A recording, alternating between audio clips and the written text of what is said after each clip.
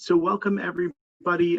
My name is Gordon Berridge. I'm the Associate Director of Graduate Admissions here at Bentley University. I'm so excited to join you in partnership today with our friends at EducationUSA. I'm going to introduce Luani Casa Grande right now from EducationUSA office down there in Brazil, who's going to get us started off.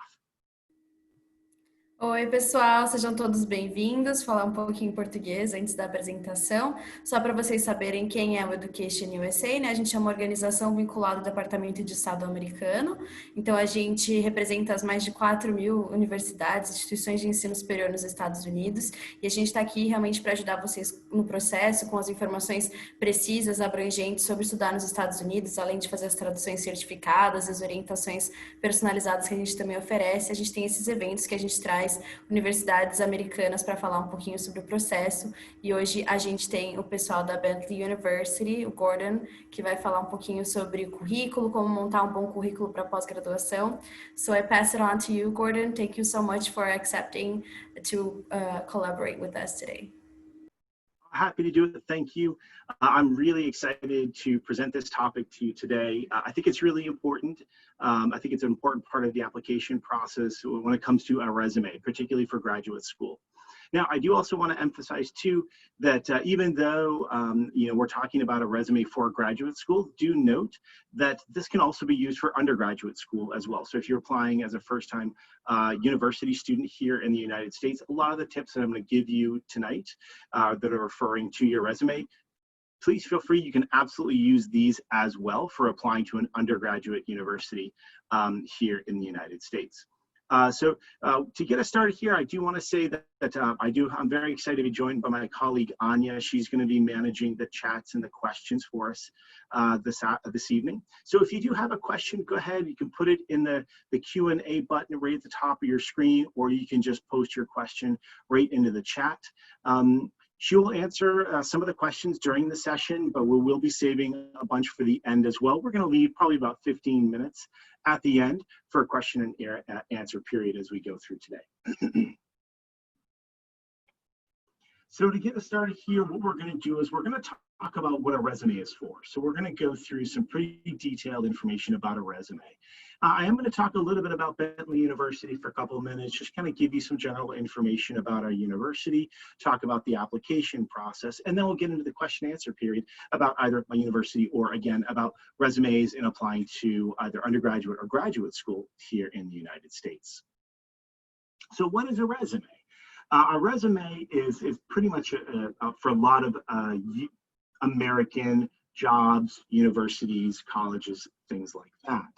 And so I actually pulled this right from my career development department, who helps our students in applying for jobs or applying for colleges and universities out of undergraduate program into a graduate program. And so I really love this because I think it really helps kind of get us to understand what exactly a resume is. So a resume is a concise presentation of yourself, targeted to the needs of a specific employer. It's a marketing tool that distinguishes you from competition. It highlights your major accomplishments. It's a document that focuses on the whole person, your unique qualities, experiences, and strengths.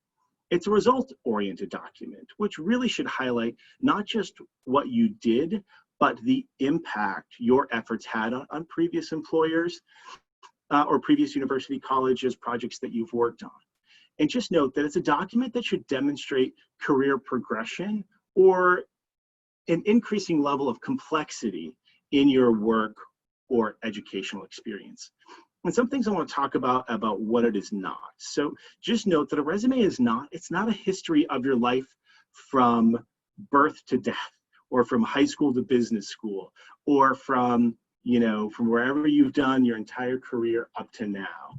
It should be really more condensed. It's not an autobiography that describes all of your entire life to date. It's not a laundry list of everything you've ever done just listed out. It shouldn't be that long. I know in a lot of South American and Latin American countries that you do a CV. We still get CVs at the university today. And these CVs, I've seen CVs that are 10, 15, 20 pages long, where a resume is typically 1 page or 2 pages at the most. So it's really, it's a document that is, it's not a document that is long, it's not dense, it should not be difficult to read. And it should be, like I said, 2 pages that really define the length of time to the workforce. You know, you could go a little bit more if you do have a lot more experience, but again, you really don't go on more than 2 pages. And just note, again, please note a resume is not a detailed list of all your jobs and responsibilities. We are really going to go through and what we refer to as cherry picking, or picking the best elements of you, yourself, and your experiences through that process. So first things first, when we're preparing your resume, so a couple of things you want to do to get started in really helping you gather the right information to help you put together your resume. You want to gather information about previous academic achievements, including the exact name of your degree, the granting institution, the travel abroad that you did, any scholarships that you earned, or honors that you've received through, again, either your education or your work experience. You also want to gather information about previous employers, including the exact company name, the city and state or country. Be sure to check the company's website in case they have been acquired or merged with another organization, especially if it's been a couple of years since you might have worked there or gone there with them. Check the date you started working there and verify your starting date. So you just want to make sure you go on and you make sure you know the exact date of that. Do the same for your end date and your title, especially if you had any promotions as you went through that particular career phase. Look at any awards you received, any other recognition that you received on the job or at school. Performance evaluations can also be very helpful, as can be your transcripts or anything or any projects that you've done through your education. I want you to pause and consider what you accomplished at each previous position. Really think about that. Think about your accomplishments, what you did, because what you're going to do is you're going to be boiling those down, or really bringing those down to 3 to 4 what we call bullets within your resume, and I'll show you some examples of that.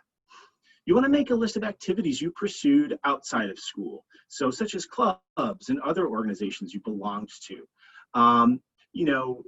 Note the time periods of membership, especially noting organizations in which you held any leadership roles.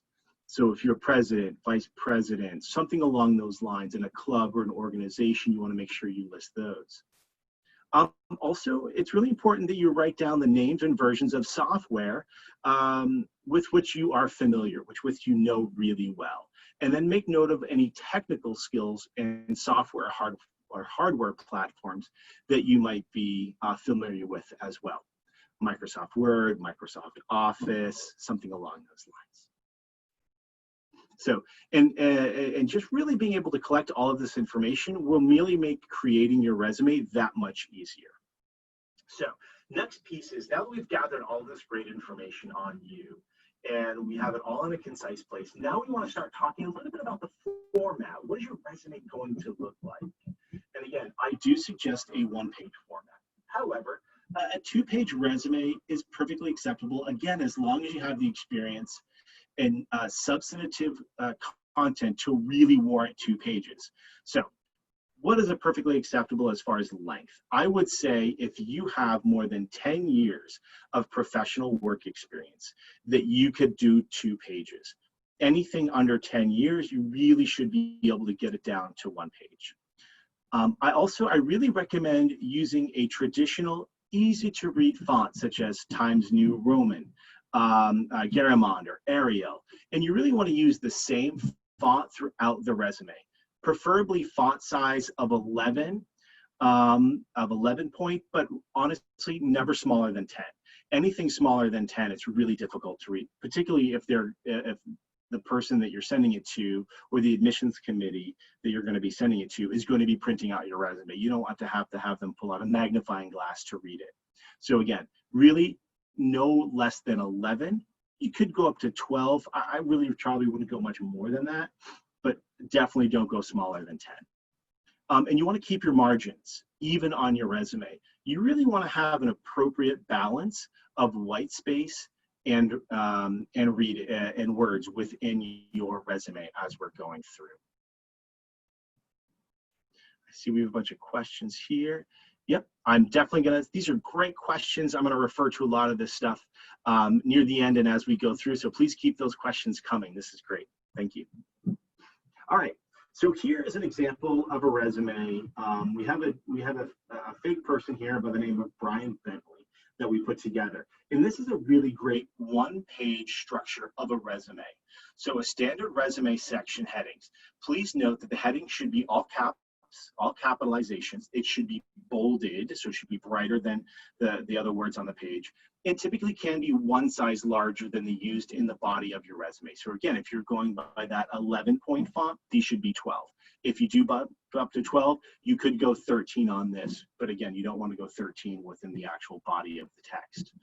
And these are some pretty typical headings that you should appear on your resume. There's the summary. And your summary is basically a shortened version of your statement of purpose.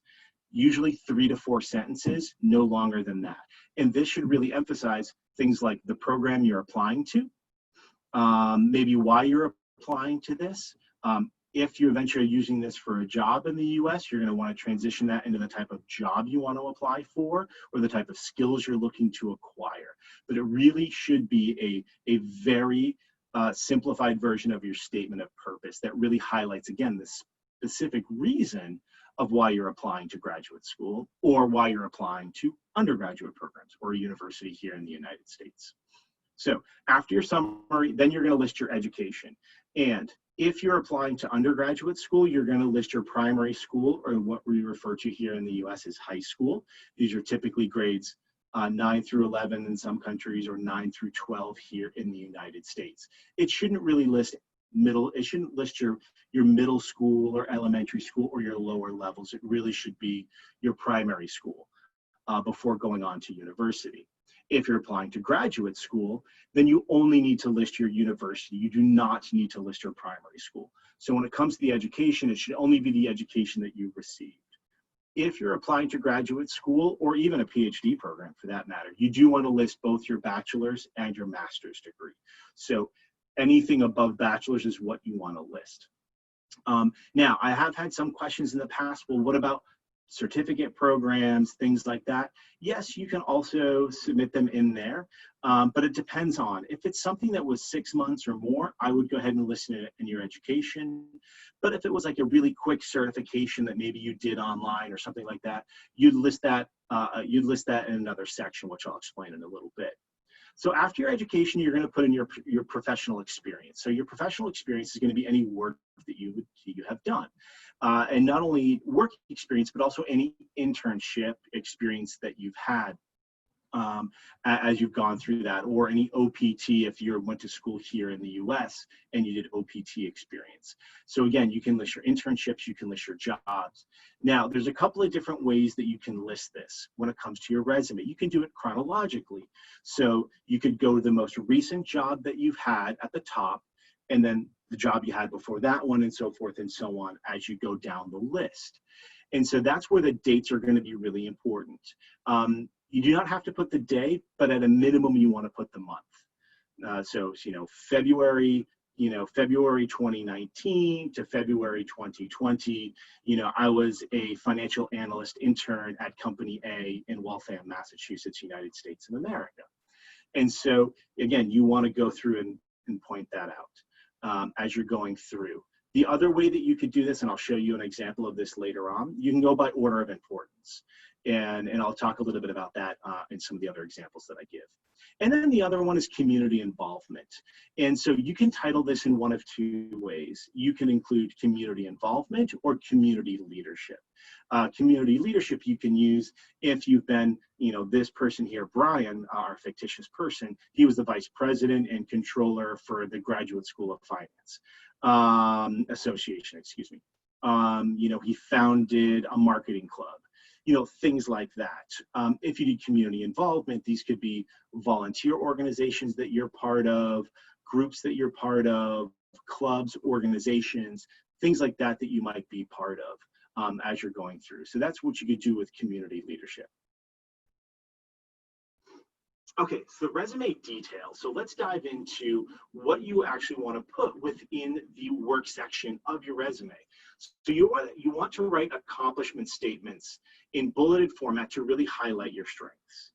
And what you want to do is you want to use bullets with shortened sentences. You want to avoid job duties and responsibilities. Make your bullets results oriented. And that's really important. It's about the result. So you want to start each bullet with an action verb. So if you look at my examples here, look at the first word of each bullet: partnered, prioritized, collaborated, analyzed, took lead in. Those are the types of words you want to use as you're going through. These should be action words that you've done that signifies your ability. So, you partnered with, you prioritize, you focused on, and then you want to go into and include the accomplishment statement, which supports your job search goal or your university application goal. And so what you want to do is, so if we look at this first one here, it says partnered with management to establish first regional office in Boston, marketing, institutional brokerage, and investment banking services. So again, we had partnered with, what they did, they partnered with management, and what they did, they established the first regional goal. So that was the accomplishment. And then they supported what they're doing. So marketing, institutional brokerage, and investment banking services. So I talked about instituting these services. Look at the next bullet. Again, prioritized marketing plan and eliminated unnecessary expenses, resulting in a 30% reduction in projected costs. So again, the action verb of prioritized marketing plan, what they did, eliminated unnecessary collateral or expenses, and then this resulted in a 30% reduction in projected costs. So these are very specific details of what they did within their position. And you'll notice that at the top, they put the company they worked for, the state, the city, the time they were there, their job title, their specific job title. And then sometimes if it's an industry or a company that's not maybe very familiar, you could put a little tagline in there that this person did. They put it in italics that just said what this company does and what this company specializes in. And that can be helpful, especially if it's not a big company. If you worked for, I don't know, Nestle Corporation, or if you worked for, YouTube or Google or Apple or a really well-known company, or even Facebook or Disney, these are really internationally well-known companies. You do not have to put a tagline in there about what they did. But again, if you worked for a smaller company that we might not be familiar with, just putting in there what they specialize in can be really helpful. Especially when applying to universities, because we see jobs and companies from all over the world, and that can be really helpful in understanding what type of company that is as you're going through. And again, same thing with company C, marketing analyst. They put a startup offering an online planning tool for hikers throughout New England. New England is a region here in the United States. And then again, collaborated, analyzed, and went into, so they collaborated with senior management on the development. So there's another great action word, development of a new business plan with emphasis on financial analysis. And again, so this is what they did and what the result was, which resulted in raising $500,000 in angel funding. So what a really great opportunity there to really show, again, the results of those actions that they took through that process. So that's what you want to do. Now, when you're creating these bullets, I would say 3 bullets is good. Don't go less than 2. 3 bullets is kind of a good standard. Don't go more than 4. 4 should be the maximum number of bullets that you use when talking about your accomplishments within your statements under the bulleted highlights. So here are some examples. Here's another example of what we did with somebody that does not have a lot of experience. And this particular person only had internship experience. And so what we did here is we went ahead and we added an additional subject line, an additional heading, if you will. And for this particular one, so for those of you who do not have a lot of experience, you could add in academic projects. And academic projects are good to add if they can directly relate to the program you're applying for, or to the job you're applying for as well. So in this particular situation, again, they start off with summary, which was a really basic, simple statement of purpose, their education, their professional experience, and in this case, they had 2 short internships. They were probably about 6 months. That's a pretty standard internship here in the US. Most of them don't last more than a year, but on average about 6 months. And then they went into their academic projects. And so this particular person was looking for an analytics job. And so they talked about some of their quantitative analysis for business and finance projects. And they went into, again, what they did is they talked about, again, they used those action verbs. So they led, they compared, and again, it's the same result as if you would do with your job.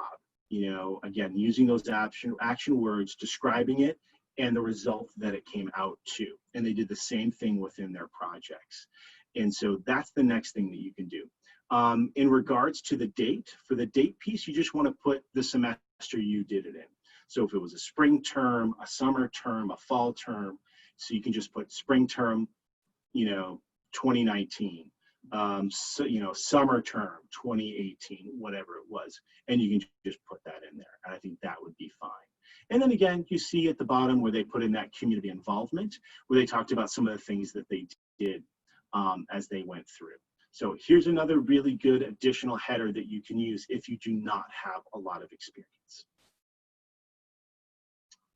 So this is an example of a 1-page resume, again, with just a little bit of experience. So we went from honestly only internship experience to just a little experience here. So notice how the professional experience on this one is chronological. So this person here, they did it by the year, or by the month. So they started with their most recent job at the top, the job they had after that, the job they had before that one next, and then the oldest job down the bottom. And now again, most of the resumes you're seeing here are typically, you're seeing about 3 jobs listed. Could go 4 or 5, but again, you just want to make sure that you really keep it to that 1-page space, unless you again have that more than 10 years of work experience. And then again, you're going to want to make sure that you keep an eye on those bullets. So this particular person here, to really make sure that they could fit in all 3, they went with mostly 2 bullets and 1 3-bullet sentence as they went through this one. And so again, starting from the most recent at the top and oldest at the bottom. So this is an example of a 1-page resume with somebody with experience. But I really wanted to highlight this here because what they did is they, instead of listing it chronologically or in order of when they had the job, this particular person, they listed their professional experience is listed in order of importance instead of that chronological. And so what they did is they listed the job that was most relevant towards, or the position that was most relevant towards the program they're applying for or the job they're applying to. So in this particular situation, this person, they're applying for a financial analyst job. You can see there, I've highlighted it. And so what they did is they listed their financial analyst internship first. And then they listed some of their other experiences below that: marketing specialist, marketing analyst. So again, you just want to make sure the dates are the same, but in this situation, it was done by order of importance. And again, this is really helpful if you've held a lot of different jobs, a lot of different styles of careers, but you're looking to really do a deeper dive. I most often see this when somebody has had a career change, has found a job that they're really passionate about, and now they're looking to take that next step in their educational career. Especially, I work at the graduate school, and so at Bentley, they may be saying, I worked for 10 years in marketing, then I discovered finance, how much I really loved it, and now I want to get a master's degree in finance. And they would put their most recent financial job at the top, or whatever finance job they had at the top, and then the rest of it below that as they go through. And again, this is really done to highlight those specific skills that, again, are looking to pertain to the degree that you're looking to do as you go through. Okay, so here is my favorite part of this presentation. This is the what not to do section of a resume. So this is my poor example of a resume. So this is my friend, my fake resume of Jonah Smith. That is just a stock photo that I took off of line. That's really not Jonah. And so I want to point out some of the things of what makes this not a really good resume. But hopefully from some of the tips and pointers that I've given to you already, you can look at this and start to maybe find for yourself some things that's really wrong with this particular resume. So first things first, poor choice of font. So the font that they use is really hard to read. It's difficult to kind of go in and read what they're, the name of the companies, the roles that they had. And they're using multiple styles of fonts. I'm sure that when our fake person here, Jonah, when she was trying to figure out exactly, she was probably trying to make this look really, really attractive, really pretty, make it look like it was a really nice and make it stand out. But what it does is it makes it confusing. It makes it hard to read, and it really doesn't do any service to us as the reader trying to read their resume. And again, when you're applying to a university here in the United States, as somebody who's part of an admissions committee, we look at hundreds, sometimes thousands of applications every month. And so we want to make sure that when we're looking at your resume, we're really getting the highlights. We're looking at the important stuff. And we don't want to have to struggle to read your resume because that's hard. That doesn't look good on you either. So simple fonts, easy to read. Next thing here, you'll notice there's no results-oriented bullets. There's no description of, again, those action verbs, the result-oriented sentences describing what she did at these jobs. Even if it's a job that you might not be proud of, even if it's a job that might not pertain to the type of university or program you're applying to or job you're trying to get, you still want to put in those action verbs. You still want to put in those results-oriented sentences that are going to really drive who you are and the skills and your abilities, even if it wasn't in particular a job that A, you liked, or B, that went towards the type of program that you're applying to. Now, here's one that sometimes slips by people. As an admissions person, as somebody, again, who's on the admissions committee, we look at details. Details are important. And this is something that instantly stood out to me, is a very unprofessional email. Emails are free. You should go online, keep your email simple. First name, last name, it should be maybe first name and a number, but something that's professional, that's easy to understand. So first things first, if you can read this, this says hot stuff baby and then a long digit phone number. A, unprofessional to submit to a university, college, or job for that matter. And two, long digits and numbers like that can be really challenging and you don't want them to mess up your response. Excuse me. And so keep it simple. Keep it simple, keep it easy when you're doing, and keep it professional when you're creating your email address or using your email address. And I have known people that have created specific email addresses just to use for professional. So if you have a real email that you want to keep, but it isn't professional, that's fine, keep it. But again, make a professional one that you can use to apply to colleges, universities, and jobs once you get here. Do not use color. Stay away from color. You want to keep it black and white. You don't want to put in a lot of color, particularly if these are going to be printed and they're not printing it on colored paper. You want to make sure that it's, again, easy to read, things like that. You don't want to go with a lot of, weird colors and graphs and things like that. Keep it simple. So do not use color. Again, in the admissions committee process, sometimes we print out resumes when we're looking at them, and we're always going to print them out in black and white. Again, we're printing, sometimes we can print hundreds and hundreds of resumes. And so we're going to say, we're going to print them out in black and white. It's easier and faster to do it that way. And again, if it's a weird font or weird color that can fade out, you want to make sure that, we're seeing everything. And this is pretty particular to resumes here in the United States. In the United States, you do not want to put your photo on your resume. I know it's pretty typical in Brazil. I know I've seen that in other places around the world. Here in the US, you do not want to put your photo on your resume. Keep it off. There will be a photo of you maybe in other places if you submit a TOEFL score, a GMAT score, a testing score. Sometimes they do have photos on there. That's fine. Please do not put it on your resume. You do not want to do that. And that is, here in the US, that can be considered discriminatory because you can be rejected based on the way you look, and that's against the law here in the United States, not only for work, but also for institutions as well. So we have an equal opportunity, equal rights for everybody. And so by not putting your photo on there, that's really important. So it should not go on your resume. There are other places within some applications that you can upload it to and things like that, but do not put it on your resume.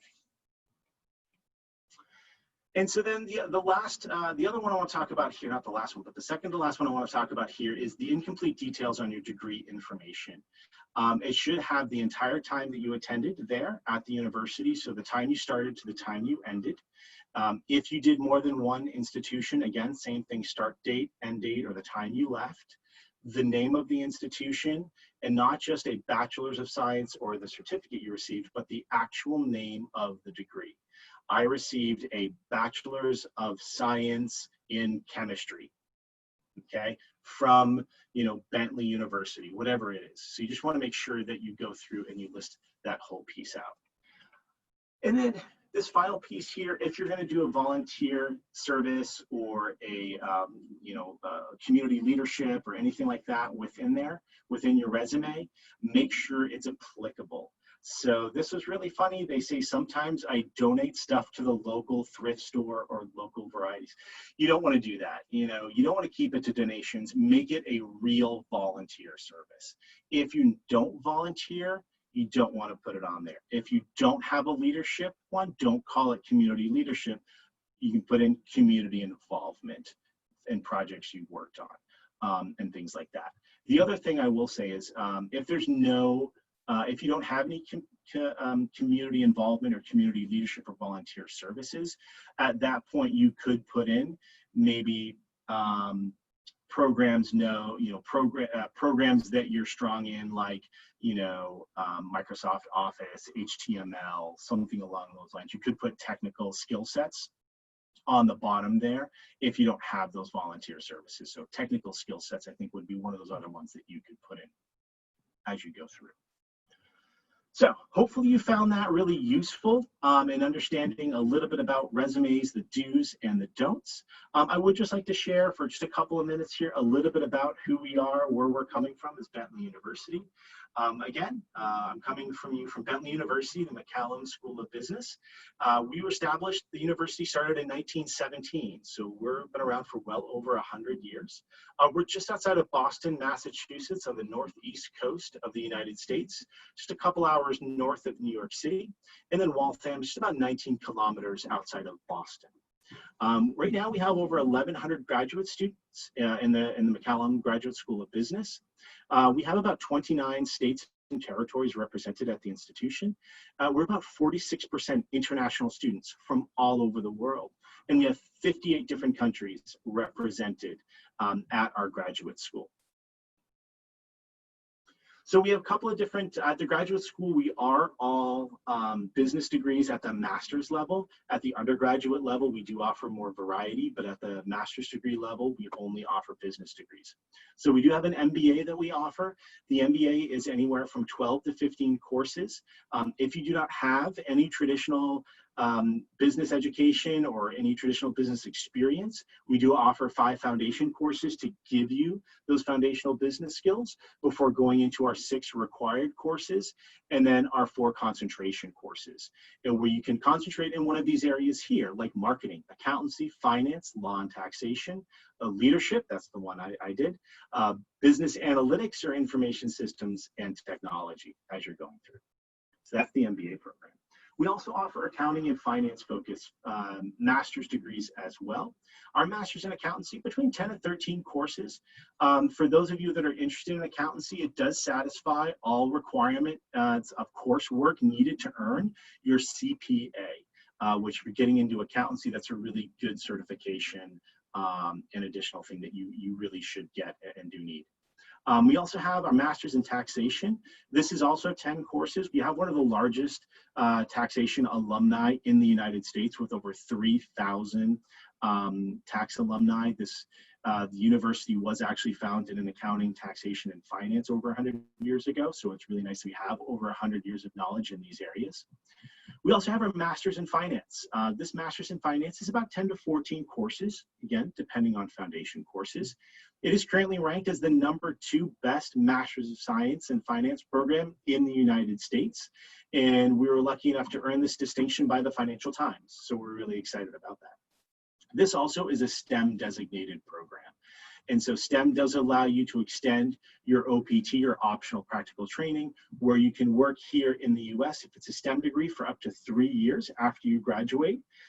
If it's not a STEM designated program, you can still work here in the US. After you graduate, you can work for up to a year on your student visa without getting any additional visas after you graduate from a non-STEM degree. But again, a STEM degree, STEM stands for science, technology, engineering, and math. That'll give you an additional 2 years for a total of 3 years of work experience after you graduate, staying on your student visa here in the US. Our analytics and technology focused degrees, we have a master's in accounting analytics. This is 10 to 16 courses. Again, this is once again where that 100 years of accounting knowledge comes into play. This too is a STEM designated program for that additional work experience afterwards. We also have our master's in business analytics, which is about 10 to 11 courses. And that is also a STEM designated program. And even though analytics has really become popular in the world over the last probably 5 to 7 years, we start hearing more and more companies using analytics. We've actually been teaching analytics for over 20 years. So we really are one of the leaders in advanced study of business analytics across a lot of different formats, whether that be accounting, marketing, IT, analytics, and a lot of those different functions. And we actually do have, we call them clusters. It's similar to a concentration in our business analytics degree, where you can focus in areas like information management, marketing, or information science as well, or excuse me, data science as well within that degree. And then we have our master's in human factors and information design. This is a user experience degree. It is currently ranked as one of the best graduate user experience degrees in the United States. It's only 10 courses, and 10 courses you can get done in about a year going full time. This too is a STEM designated program. So you can work for up to 3 years. If you're interested in working for some of those big tech firms, Google, YouTube, Tesla, things like that, we do place a lot of students within those companies quite frequently from our user experience design program. So the application process is pretty straightforward. We have an application fee, which if you're interested, we can actually waive the application fee for it. I can send you an application fee waiver. It's 2 essays, your transcripts, 2 letters of recommendation. There is an interview for the MBA programs. You do need an official GMAT or GRE scores. However, we do have options to waive those. And then an official TOEFL or IELTS score for all of our international candidates.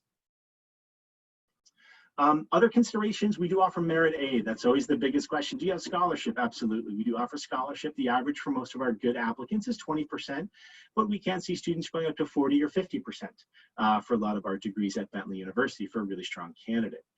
It's all based on merit. Please note it's not based on need. So it's not how much you need. It's really based on the overall quality of your application, or based on some of those things I talked about before. And you know, you get those right at the time you get accepted. So once you find out you're accepted into the university, we let you know about scholarship as well. And we also have graduate assistantships, which allows you to work on campus and earn additional funds and money while you're working. It is a maximum of 20 hours, but you can do that. And then we also offer course waivers. So a lot of our programs that have foundation courses, you can actually waive those. So if you have any prior educational business experience in any one of those areas, and you took it within the last 5 years, we could look to waive some of those foundational requirements, which can shorten your time. The minimum number of courses for a master's degree at Bentley is 10. The minimum number of courses for an MBA at Bentley is 12. So this is my contact information. I believe the next thing is questions. So I will pause right here. I saw we had some great questions coming in as we went through. So we have about 15 or 20 minutes or so here to go through all of those wonderful questions. So right now I'm going to ask my colleague Anya to go ahead and choose some of the questions and start sharing them with us today. Yeah, we have a couple really great questions. The first one relates to the email address thing that you were talking about. If someone has an email address from a former university that they attended, is it okay to continue using that on a resume that's an application for another school? Absolutely, that's completely fine, especially if it's from your undergraduate program. So if you're applying to graduate school, or maybe you're doing a transfer, I think that would be fine too. Just again, make sure that if you are applying to a graduate school from an undergraduate program and you're going to use your university ID or your email address, excuse me, please do note that you want to make sure that it's still valid. Like, you know, they're not going to shut that off in 6 months, especially if you're going to apply, for example, like a year out. You want to make sure that that email is going to remain valid for the entire time that you're going to be going through that application process. So completely fine. We see it all the time. I get university email addresses from everybody. It's not a big deal at all.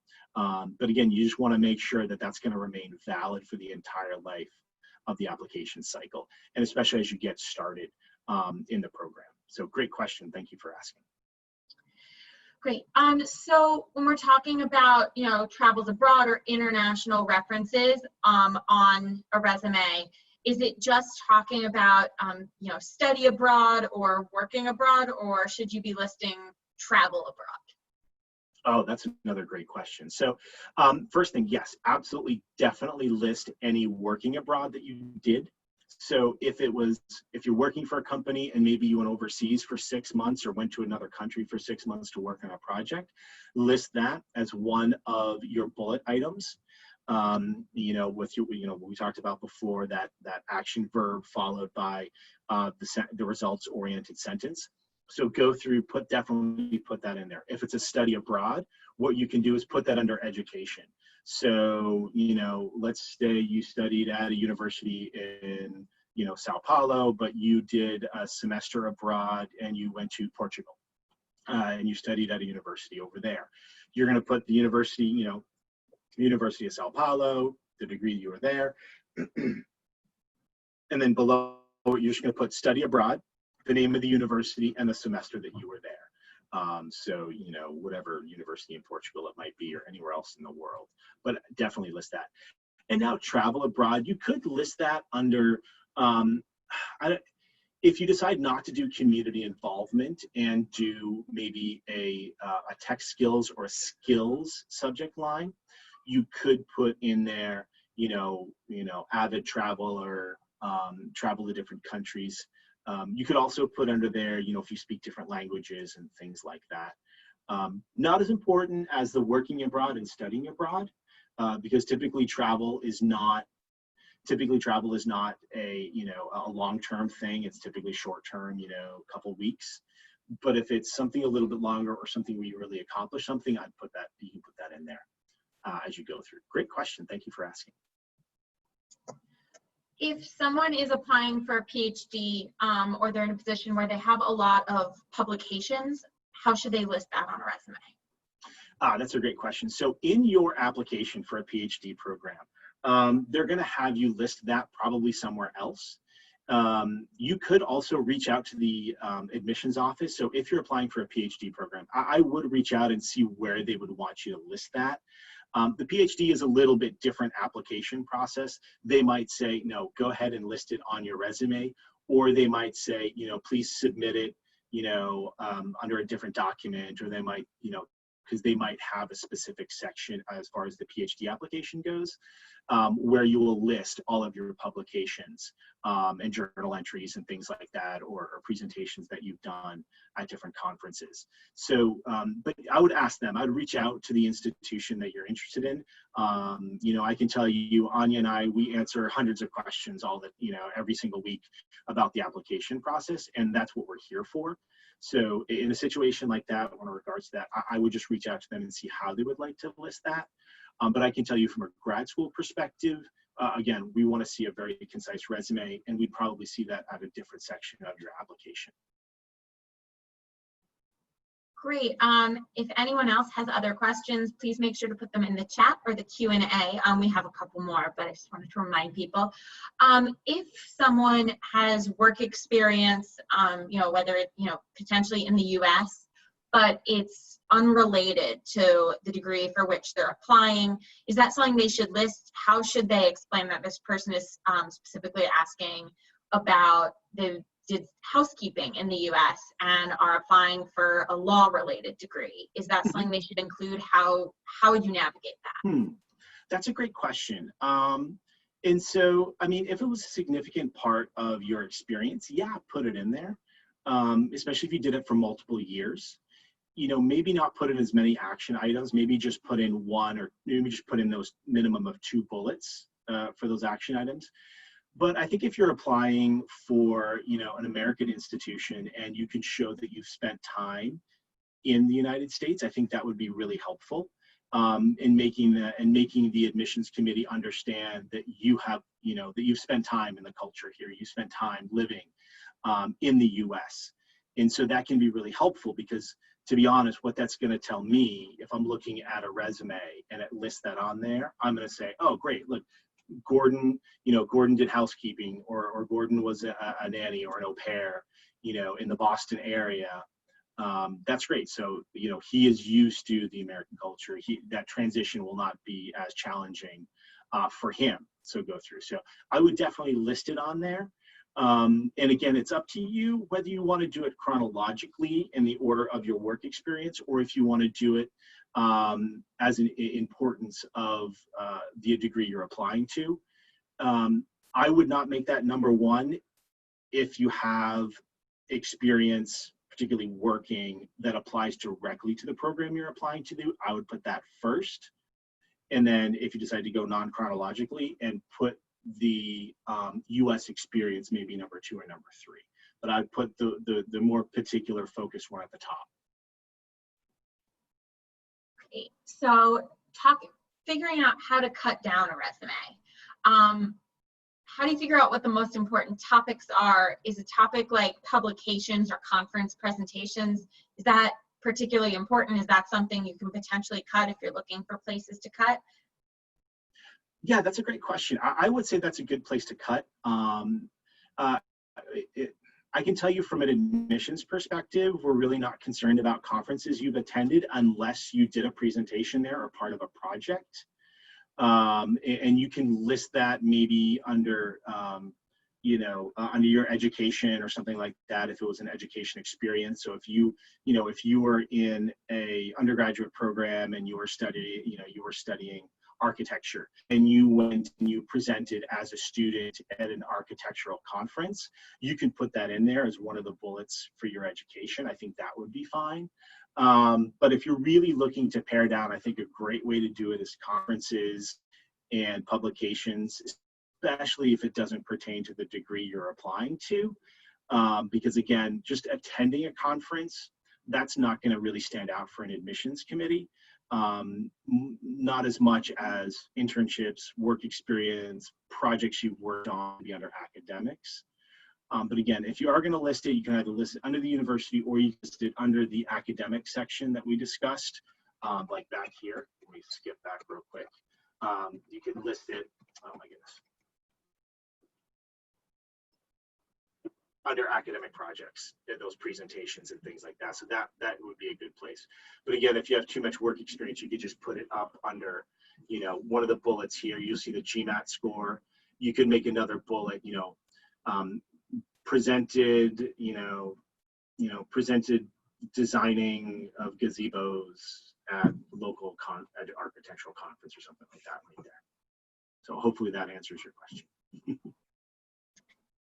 For someone who doesn't have professional experience, but they have research experience during their undergraduate time, is that something that you would list in a specific area? Would you expand the academic experience area, or would that be its own thing? How would that work?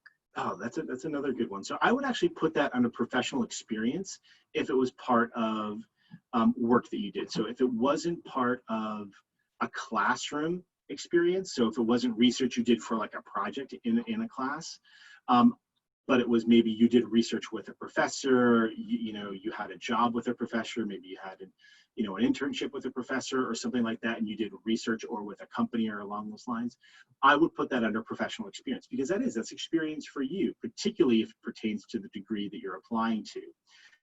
But even if it doesn't apply to the degree you're applying to, I think research can be really helpful because it does show some quantitative abilities, which, for a lot of programs is an important skill, because regardless of the degree you're going into, everyone's going to do research. Everyone's going to have to do research in some topic or another, and showing that you have that experience is really going to be important. So I would put that, again, under professional experience if it wasn't part of a classroom project. I think that would be completely fine. I see that a lot for, people who are professors and teachers who are applying for different degrees. We see a lot of those types of lists under there, like did research for this, for that, those types of things. And honestly, there are professional researchers out there. That's their job in some of these areas. So I think that would be a good place to do it. Such great questions. Please keep them coming. When you have a job that seems pretty self-explanatory, what do you do? In this case, someone worked as an English and Spanish teacher. The title is pretty self-explanatory. What would you list? Yeah, that's great. I think, and that's fine. You still want to list it out though, because that still does give uniformity to your resume. So I'd still list it out. But again, there's hopefully something you did in there. So if you're an English Spanish teacher or, or English Portuguese teacher, whatever it is, I would still put in there those bullets. So, put in those action verbs about, yes, I understand you're probably teaching English, but, who are you teaching English to? Is it, to younger students, older students? Is it a population that, an underserved population, like, helping maybe students who are disabled learn how to speak English so they have more skill sets to get a job, for example. Those are bullets you could put in there. Things like that. So some specific action items in there. So even though the job is self-explanatory, I still think there's a good opportunity for you to put in some of those action items that you did there. So yeah, I know it seems pretty self-explanatory that you were, an English teacher or something like that, but I'd still put that in there as you went through. Great question. Thank you. Luani, this might be more of a question for you, actually.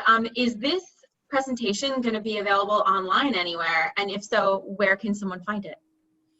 Yes, thank you for the question, Anya. This presentation will be made available on our YouTube channel, EducationUSA Brasil's channel, and you can also find that on our website.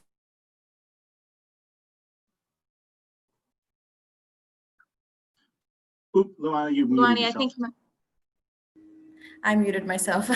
Yeah, so it will be made available on our YouTube, EducationUSA Brasil, and our website also has the videos up there. So maybe tomorrow or the day after, we'll have it uploaded, and it will be available for you to check out whenever. It's a very helpful presentation with a lot of information, and I think a lot of students will come back to it once they're working on their resumes too.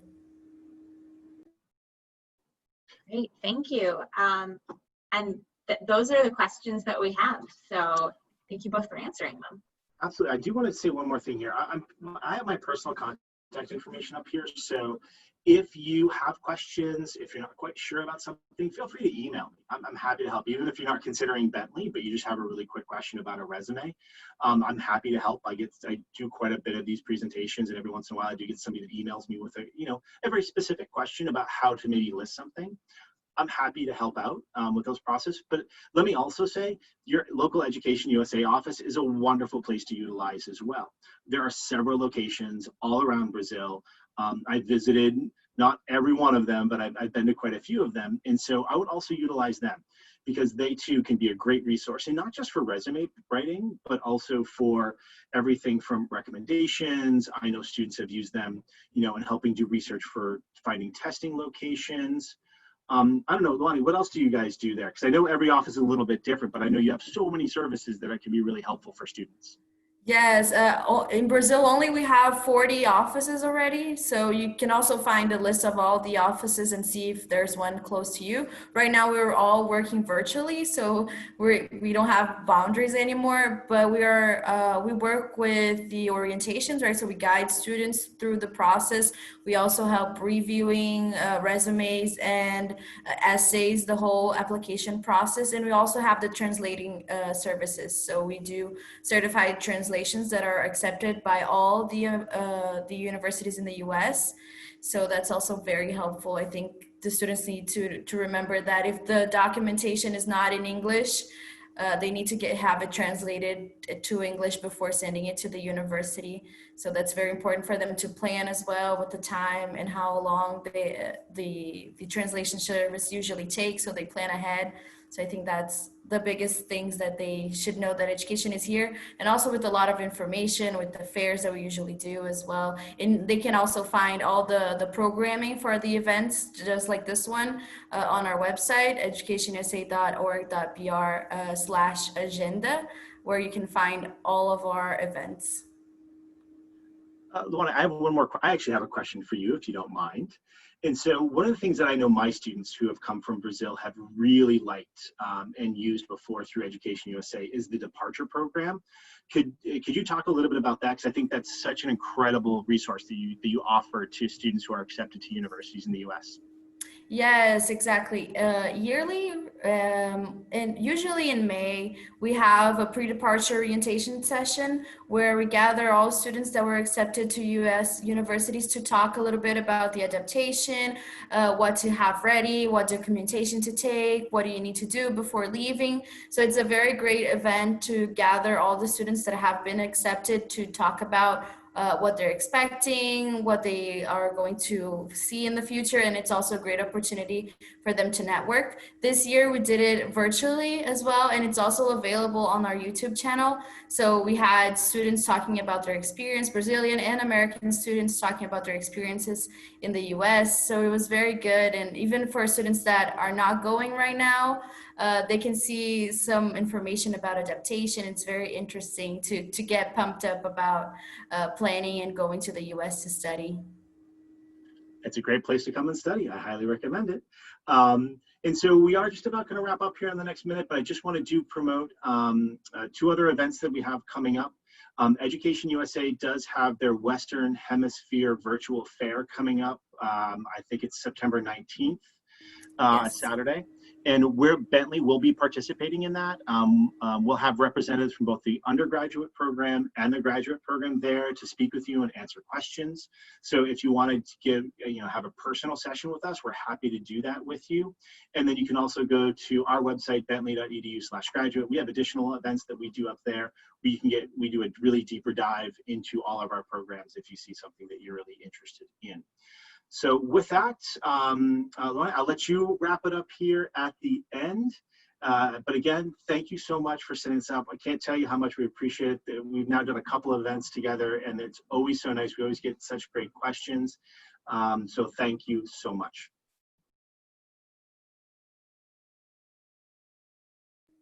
Thank you very much, Gordon. I think it was a very great opportunity for all students, even if they're planning on different programs. I think this presentation was very helpful for everybody that will ever have to write a resume, and that's, I think, everybody.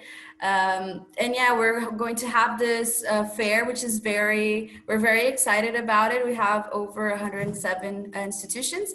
I'll switch up to Portuguese now. A feira do Education USA vai acontecer no dia 19 de setembro, não esse sábado, no próximo. Coloquei aqui o link de inscrição no chat para vocês se inscreverem. É um evento gratuito com mais de 100 universidades. Vocês vão poder conversar diretamente com ela, com os representantes. Como o Gordon falou, a Bentley vai estar representada e vai ter também o pessoal para graduação e para pós-graduação. Então, vocês vão poder conversar diretamente com os representantes, pegar brochuras. Vai ser um evento bastante interessante. E o Education USA está aqui à disposição disposição de vocês para trazer sempre informações atualizadas e abrangentes sobre estudos dos Estados Unidos. Você encontra mais informações sobre o EducationUSA Brasil no nosso site, educationusa.org.br, e no nosso YouTube também, no EducationUSA Brasil. Muito obrigada a todos que participaram. Thank you very much, Gordon and Anya. It was a great presentation.